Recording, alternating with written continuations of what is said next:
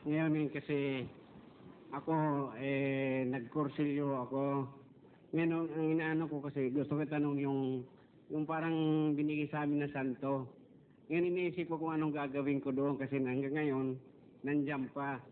Hindi ko naman pwede itapon kasi sabi nga, binindisyonan raw yun. Yun lang itatanong ko siya. Di tanong ho natin sa Diyos, payag kayo. Kung anong gagawin nyo. Pag ang Diyos ba nagsabi, susundin nyo ho. Bakit hindi ho? Sige, basahin natin sa Deuteronomy. Ang mga larawang inanyuan na kanilang mga Diyos ay iyong susunugin sa apoy. Huwag mong iimbutin ang pilak o ang ginto na nasa mga yaon.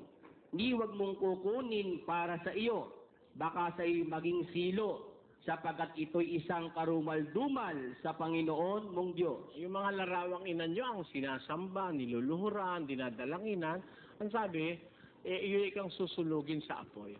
Sabi ng Diyos yun.